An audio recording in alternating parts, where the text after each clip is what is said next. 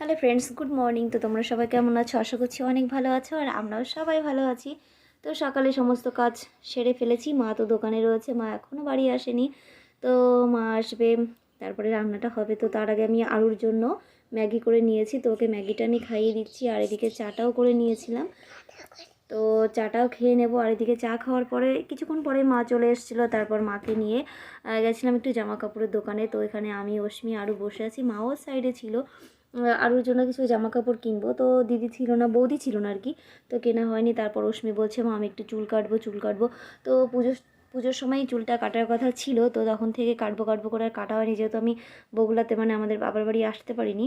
তো আর চুলটাও সেজন্য কাটা হয়নি। তো এখন এসেছে, এখন বায়না শুধু করছে যে মা চুল কাটবো। তো কি করব, অনেক মেয়ের বায়নার চোটে তারপরে আসতেই হলো। আর আমি কলোনিতে থাকি ঠিকই, সারা বছর কিছুই সেরকম করি না, শুধু ভ্রু প্লাকটাই করি। আর যখনই বাড়িতে আসি এই বন্ধুটার কাছ থেকে করি। এটা হচ্ছে আমার ছোট্টবেলাকার বন্ধু। তো এই বন্ধুটার সঙ্গে আমাদের সব রকমের দুষ্টুমি, আড্ডা, ফাজলামি সব কিছুই আমরা করতাম। তো বন্ধুটার সঙ্গে অনেকদিন পর দেখা হলো, প্রায় 5 মাস পর। আমার খুবই ভালো লাগছে। তো আমার কাছে সব কিছু শুনছিল, কেমন আছিস কি, তো সেরকম গল্প করছিলাম। আর এদিকে অশ্মির চুলটাও কেটে দিচ্ছিলো, আর ও এত সুন্দর কাজ জানে, তো ওর কথা কি বলবো, নতুন করে কিছু বলার নেই, তোমরা জাস্ট দেখো ওর কাজটা।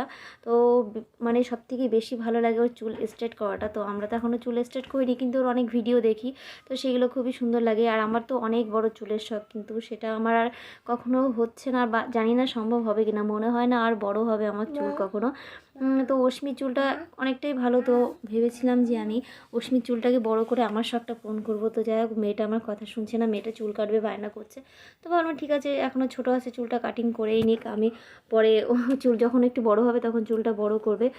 তো এখানে ওর চুলটা কাটিং হয়ে গেছে, তো চুলটা যেহেতু একটু ভেজে আছে, তো হেয়ার ড্রায়ার দিয়ে চুলটা এখন শুকিয়ে নেবে, তারপর দেখবে জাস্ট ওর চুলটা কতটা সুন্দর। তো ওর চুলের কাজটা অসাধারণ করে, সব কাজই ভালো করে, কিন্তু চুলটা বেশি ভালো লাগে আমার আর কি, বেশি ভালো লাগে।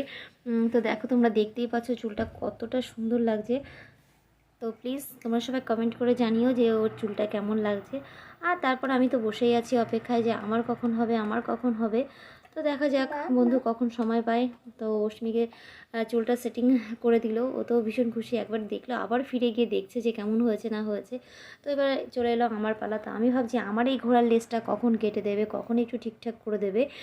আর এদিকে দেখো আরও ওখানে দুষ্টুমি করছে। তো বন্ধুর ঘরে দোকানটাতে আসলে ওর পার্লারে গান চলছিল, তো সেটা নাচি করছিল। আর এখানে আরও দুটো বোন এসেছিলো, চুলের সব স্পা আরও যাক অনেক কিছু করাবে, ওরা জানে সব কী করাবে না করাবে।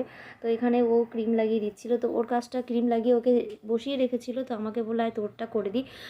তারপর আমার দেখো চুলটা এখন কাটিং শুরু হয়েছে। তো বললাম না ঘোড়ার লেজ, দেখো ঘোড়ার লেজগুলো আজকে কেটে একদম ছোট ছোট করে ফেলবো।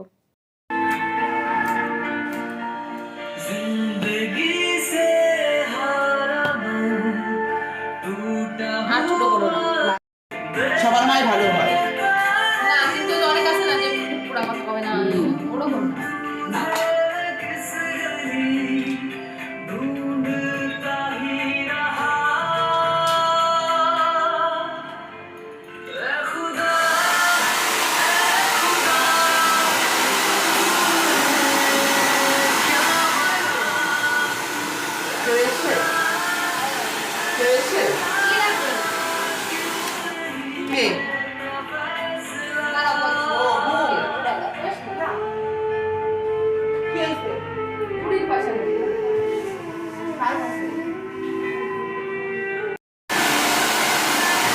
তো তারপর চলে এলো কালার করার পালা। তো আমি বললাম ওকে একটু আমাকে হালকা করে হাইলাইট করে দে, বেশি চুলটা করবি না, হালকা হালকা করে দিবি। তো ওকে আমার সেরকম করে কিছুই বলতে হয় না, ও জানে আমি কতটা কি মানে কালার করি।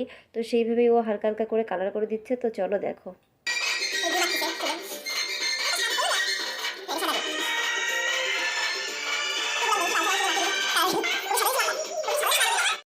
তো আমার চুলে কালার বসানো হয়ে গেছে, মানে হাইলাইটটা করা হয়ে গেছে। তো এখন অপেক্ষায় বসে আছে কখন চুলে কালারটা ধরবে, তারপর মাথাটা ধুয়ে বাড়িতে যাব। তো অনেকটা পরে বাড়িতে এসেছিলাম, দুপুরবেলা তাড়াতাড়ি করে খাওয়া দাওয়া করে সন্ধ্যাবেলাটাও চা খেয়ে নিয়েছিলাম। তো ভিডিওটা আমার সেরকম করা হয়নি। আর বৌদি এখানে না সন্ধ্যাবেলায় এসে ঘুমিয়ে পড়েছিল। তো ভাবলাম বৌদির সঙ্গে একটু ফাজলামো বা দুষ্টমো বদমাইশি যাই হোক কিছু করা যাক। তো বৌদিকে একটু কাজল দিয়ে একটু দাঁড়িয়ে মোচে এঁকে দিয়েছিলাম। তো ওইদিকে দেখো আরও অশ্মি, অদ্রিতা সবাই হাসাহাসি করছে। আর সব বৌদি যেহেতু মুখটা ঢেকে দিয়েছে, তো দেখার জন্য অনেকটাই চেষ্টা করছে। তো বৌদি কিছুতেই মুখটা খুলছে না। আর দেখো কি শুরু করে দিয়েছে, ভীষণভাবে ওরা দুষ্টুমি শুরু করেছে, মামি একটু মুখটা দেখাও, মামি একটু মুখটা দেখাও। তো মামি তো প্রতিজ্ঞা নিয়েছে কিছুতেই আর এই মুখটা দেখাবে না। তো ইচ্ছা ছিল যে বৌদিকে আরেকটু সাজাবো, তো সেটা আর হয়নি। বৌদি বুঝতে পেরে গেছিলো। আর এদিকে আরও অশ্মিও খেলা করতে শুরু করে দিয়েছে। তো অশ্মি বানিয়েছে স্লিপ, সেটাতে আর হচ্ছে অদ্রিতা স্লিপ চড়ছে। তো এই হচ্ছে ভিডিওটা আজকের মতো এটুকুই করলাম, আর বড় করব না, এখানেই শেষ করে দেবো। ভিডিওটা একটু বড় হয়ে গেছে, তো প্লিজ সবাই একটু কষ্ট করে দেখে নিও। আর আমার পাশে থেকো, সঙ্গে থেকো, টাটা।